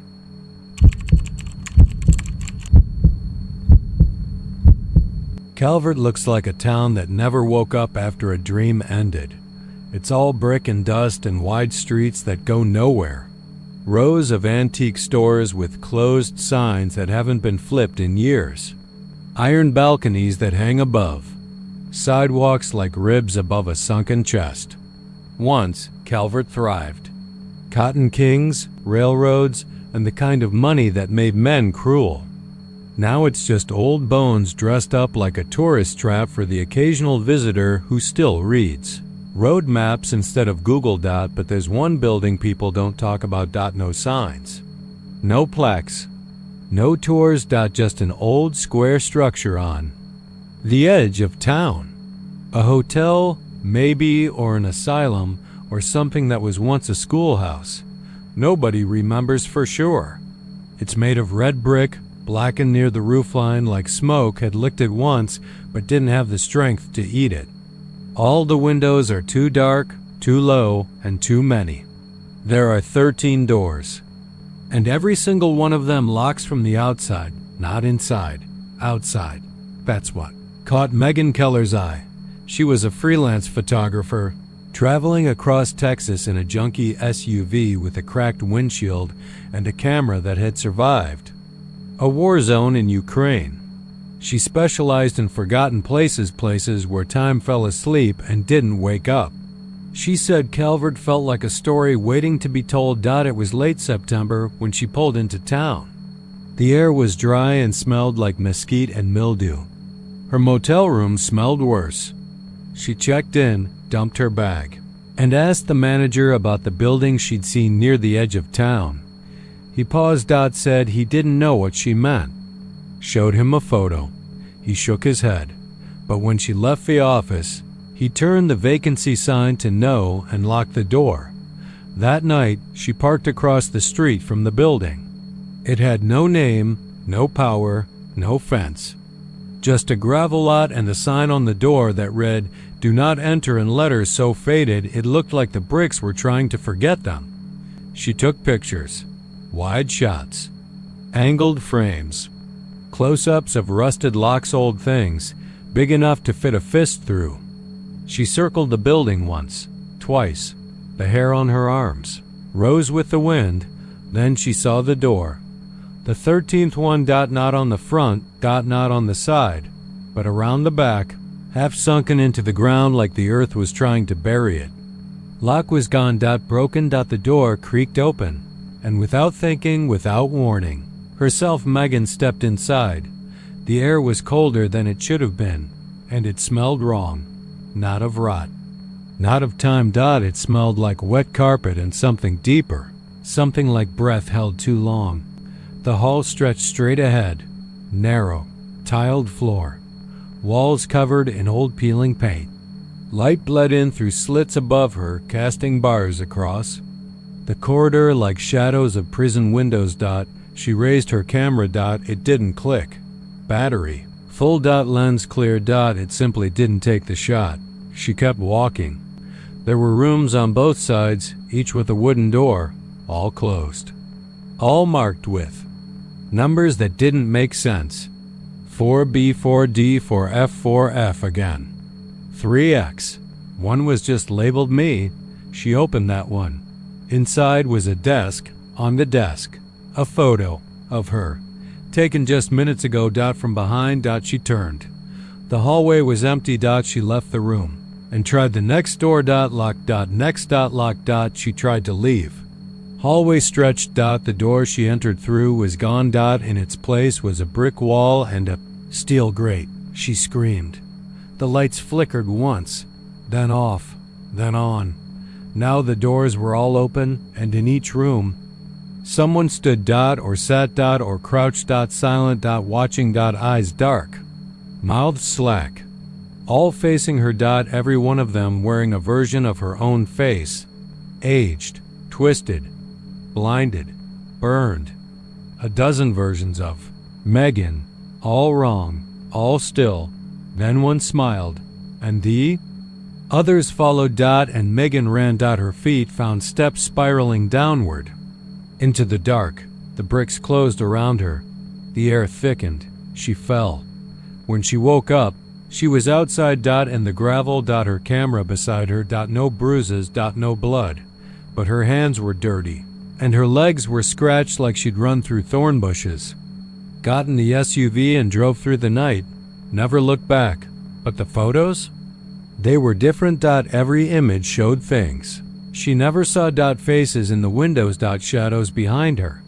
And one photo taken from inside the motel room. She was sleeping. Her face half lit by streetlight. And outside, through the glass, the 13th door, standing open, waiting.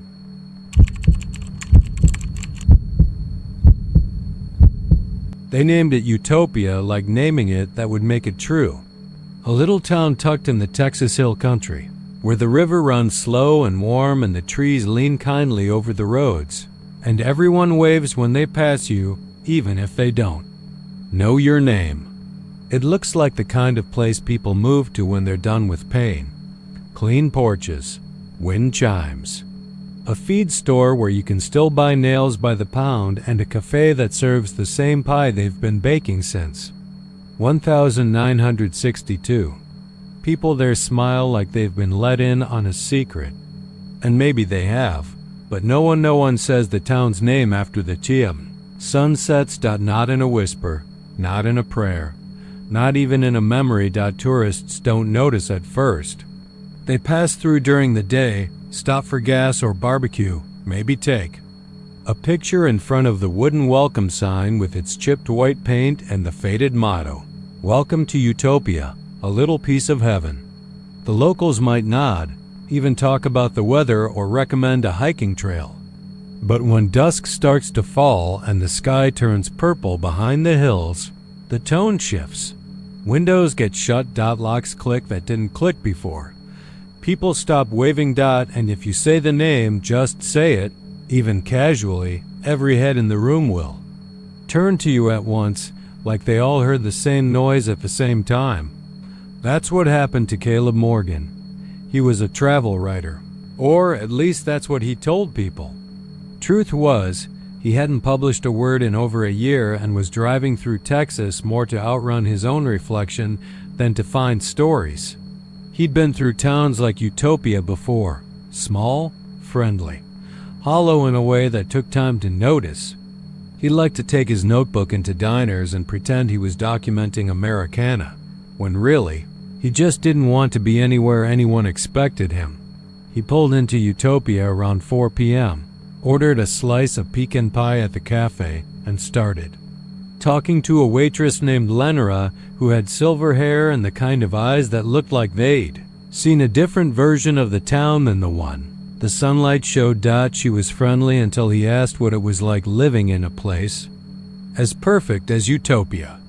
The fork paused halfway to her mouth. She set it down. Dot stood Dot and without another word walked into the back and didn't return. The man at the counter, who'd been nursing a mug of coffee like it owed him, something turned his head slowly and sighed. "You shouldn't say that word after dark." Caleb chuckled awkwardly. "What, Utopia?" The man didn't blink. "You've got about 30 minutes to forget you said it." That night, Caleb checked into a roadside inn with peeling stucco and rooms that smelled like old linens and lemon cleaner. The clerk gave him the key without a word, and as he turned to go, she whispered something so soft he almost didn't catch it. "Don't open the curtains."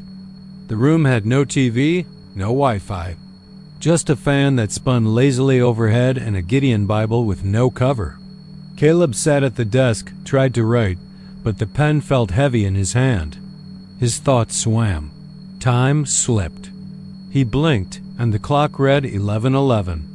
He blinked again, and it was 2:14. Outside. The night was quiet, too quiet. Not the kind of quiet that comes from peace, the kind that follows something awful. He stood, stretched, and without thinking, pulled back the curtain. He saw the town, but it wasn't the town. The trees leaned differently. The streets were there, but stretched, warped like melted plastic. Houses pulsed softly, like lungs breathing. And people, if you could call them that, stood on their lawns, perfectly still, eyes too wide, faces too smooth, smiling. All of them. They turned toward the inn. He stumbled back from the window, and the curtain closed itself. He tried the door. It was locked. He hadn't locked it. From outside, a voice spoke. No knock, no shuffle. Just a voice, his voice saying, "Caleb Morgan, welcome to your paradise." The lights flickered once. Then again. Then the bulb popped and the room went black. He screamed, reached for the Bible, flipped it open, and every page was blank except one. You said its name. Now it knows yours. He doesn't remember how the night ended. He woke up on the side of the road just past the welcome sign. Shoes gone. Hand scratched. Shirt stained with something that smelled like soil. His car was fine. Full tank. But his notebook was missing. So was the motel. So was the cafe. And the town Utopia wasn't there. Just trees. Road. Silence. The next gas station was 20 miles out. The attendant looked at him funny when he asked for directions back. Back where? She said, Utopia. Caleb replied. She went still. You say that word after dark? Caleb didn't answer. He never spoke the name again. But sometimes, late at night, if the TV static lasts too long, or the mirror shows him standing a step behind himself, or the curtain shifts without a breeze, he remembers. The streets that weren't streets, the people who weren't people, and the feeling that Utopia was never a place at all. It was a door, one you open with your mouth and can never close.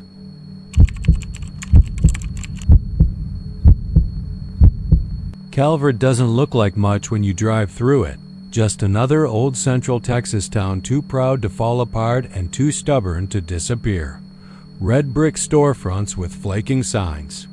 A few antique shops run by folks who don't smile, unless you're paying. Empty sidewalks, crooked lampposts, and windows that seemed to fog from the inside, even on hot days. The railroad still cuts through the edge of town like a scar, but no one remembers the last time a train actually stopped. Most people who end up in Calvert are either lost antique hunting or chasing ghosts. Sometimes all three. There's a building there. No one talks about it much. No plaque, no tours. Not listed in any of the walking guides you get from the little visitor center with the free mints in a dusty bowl. Just a squat, two-story brick structure on Elm Street, past the church that's never open and before the abandoned bank with the vault someone spray-painted with the word help. The building has no name, no sign, and no visible use. But it's there, always has been. Every door on that place is heavy oak, banded in black iron. Every one of them has an old deadbolt, thick and rusted, and they all lock from the outside. That's not something most people notice unless they're avid looking, but some people do. People like Jonah Harrelson. Jonah wasn't from Calvert. He wasn't from anywhere anymore. He was a wanderer, mid-30s, beard starting to gray, a man with more stories than suitcases and more time than money. He liked small towns, liked poking around in old cemeteries and run-down buildings that smelled like ghosts and kerosene. He'd been sleeping in his truck, eating gas station burritos, and documenting forgotten Texas for a blog no one read, but that he still updated like it mattered. He called it Backroads and Bad Dreams. The day he rolled into Calvert, the sky was that strange white color that doesn't mean anything good. The wind was dry and hard, and the air felt like it had claws. He saw the building from the corner of his eye. Something about the symmetry of it felt wrong. It looked quiet. Not. Empty. Quiet. The kind of quiet that comes after a scream. The kind of quiet you don't disturb. Jonah, of course, did exactly what you're not supposed to do. He parked. Took a few pictures from the sidewalk. Walked around the outside. Noticed the lock's dot all facing out. He tried a few doors. Most wouldn't budge, but one near the back clicked. Just a nudge. A breath of air from inside. It was colder than it should have been. Smelled like whetstone and something else. Something like breath on glass. He pushed the door open and stepped in. The hallway stretched too far. The floor creaked under his boots, and the wallpaper was the color of bruises. Every few feet, there was a door wooden, worn, heavy-looking. The kind that belonged in asylums or old jails. Each had a sliding slot at eye level, like something you'd use to pass through a tray of food without letting anything out. There were scratches on every frame, not around the knob. On the inside of the door. Like fingernails. Jonah whispered a quiet, "Hell no," under his breath and turned to leave. But the door behind him wasn't there. Gone. No hinges. No frame. Just wallpaper and silence. He reached for his phone. No service. Not even a clock. The air got colder. And from down the hall, he heard the unmistakable sound of a bolt sliding shut. Then another and another. He started to run. Doors slammed behind him, one after the other. As if the building was closing itself, locking itself. Each lock clicked with a slow, deliberate finality. When he reached the far end, he found a staircase that curled downward like a spinal cord. He hesitated, then descended. The walls were tighter there, the smell stronger, like rot and soap and something far too recent. He found himself in a basement hallway lined with more doors. Only now they were open, and in each room someone stood, not moving, not breathing. Figures, tall and thin, wrapped in hospital gowns that looked DMP, heads tilted at unnatural angles. Eyes wide, mouths open. They didn't speak. They didn't lunge. They simply watched. He turned back. The staircase was gone, replaced by a brick wall that hadn't been there 10 seconds ago. That's when the lights cut. And in the dark, something whispered, "We locked them out, but not you." His flashlight came back.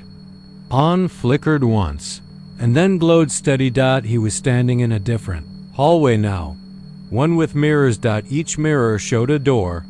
Each door had a lock, and each lock had a name etched above it. Harrelson. Jonah, do not open. The reflection smiled. Jonah didn't. They found his truck 2 weeks later, still parked. Camera in the passenger seat. The last photo he took was blurry, tilted, and showed the inside of a hallway no one could locate. In the background was a door. Open. And just beyond it, a mirror, with someone standing on the other side, holding a key and smiling.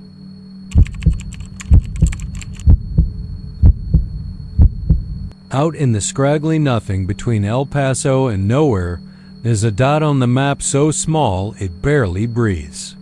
Cornudas, Texas. Not the kind of place you'd plan to stop. Just a couple of leaning buildings, a busted gas pump that's been out of service since the Carter administration, and a sun-bleached diner with no posted hours and a bell above the door that doesn't ring. People pass through, or think they do. Ray Lister didn't mean to pull over there. The engine in his 18-wheeler coughed like it had a walnut stuck in its throat, then gave up just past mile marker 49. No cell signal. No radio crackle. Just wind. Then dirt and the taste of copper in the back of his throat. He hadn't eaten anything that would explain that. So he walked toward the squat little silhouette of Cornudas, boots crunching dry gravel, swearing to himself the whole way. There was a payphone in front of the diner. He didn't notice it at first because it was old, the kind with a rotary dial and a receiver that weighed like a brick. He picked it up anyway, just static. Then, faintly, someone humming. A tune that didn't feel old so much as forgotten, like it had been buried alive. He slammed it back on the hook and turned to the diner. The sign read, "Eats" in cracked neon. The inside smelled like fried oil and mothballs. An old woman stood behind the counter with hair that looked more like cobwebs than curls. She didn't smile, just stared at him until he sat at the counter. The stool squealed beneath his weight. Ray glanced around. Every booth was taken, but no one was moving. Men in flannel shirts and trucker caps, women with bouffants, a kid in overalls licking a melting sundae. They all stared forward, stiff. One man blinked, slow as syrup. "I need a phone." Ray said. The woman nodded toward the payphone. "It's dead," he said. She poured him a cup of black coffee without asking. Ray didn't drink it. He stood up, suddenly aware that the jukebox was playing the same tune he'd heard on the phone. That humming, but it wasn't plugged in. Hell, it didn't even have a power cord.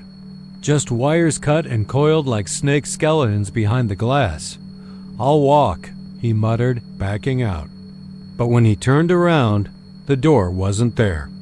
It had been 5 seconds ago, behind him with its little round window. Now it was just wall-old, paint-chipped, yellowing like teeth. He turned back to the counter. The woman was gone. The booths were empty. Except they weren't. The people were still there. He could feel them. He turned, and for a split second, they flashed into sight, all of them staring at him with sunken eyes and gray lips. Then they were gone again. Ray ran. Not toward the exit, but through the kitchen. Through a door marked "Employees Only." He kicked it open and spilled into darkness, except it wasn't the kitchen. It was the outside. He was back by the gas pump, but his truck wasn't there anymore. Neither was the road. There was just a dirt trail winding into a maze of mesquite and sagebrush. He walked. For hours, maybe days, the sun never moved. It just hung there, dead white, leering. The air smelled like burned tires and rotten sugar. Eventually, he saw the diner again. He hadn't turned, hadn't looped around, but there it was, just as it was before. The "Eat" sign buzzed once, weakly, like a last breath. This time, he went inside and sat in one of the booths. The Sunday Kid was back. still licking. Welcome home. The boy said Ray never left. They say the people who stop in Cornudas don't vanish. They settle. You might see them in the booth as you drive past at midnight, faces pale, pressed against the glass like breathless passengers on a ghost train. But no one waves, because no one who stops in Cornudas ever leaves. They just wait for the next one.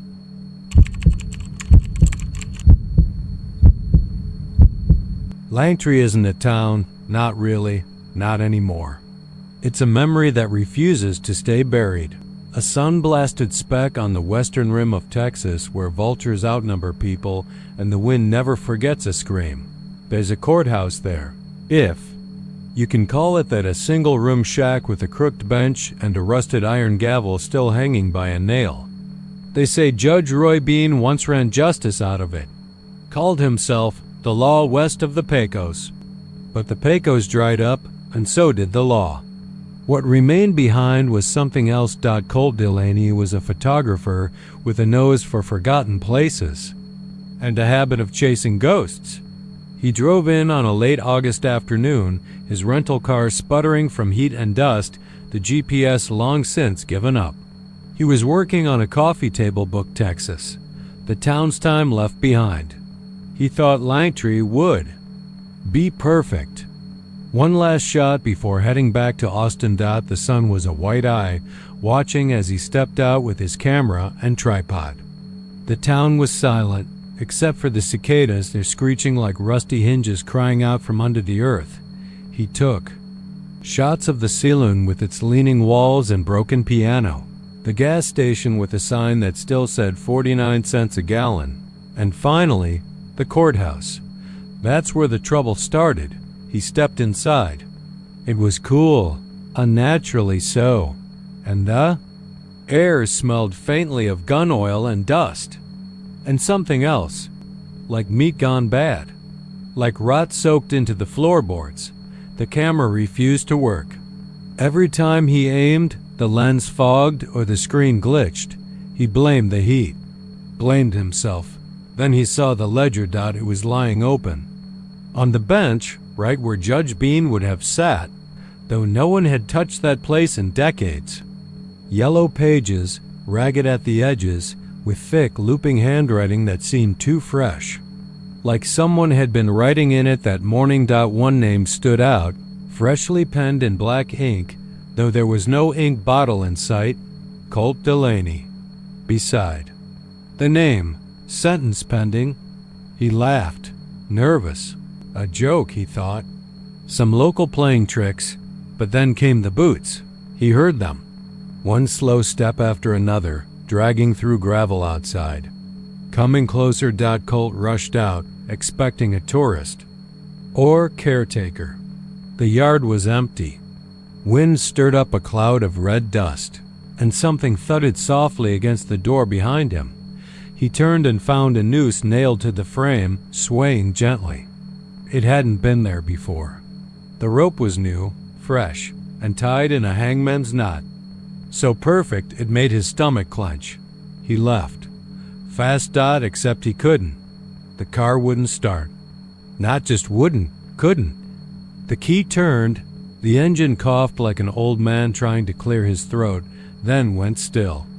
Dead as the bones under Langtry's sand. The wind picked up again, and with it came whispers. Low, rattling whispers. That sounded like laws being read aloud. One voice, then many. All stern, unyielding. Texan. He ran.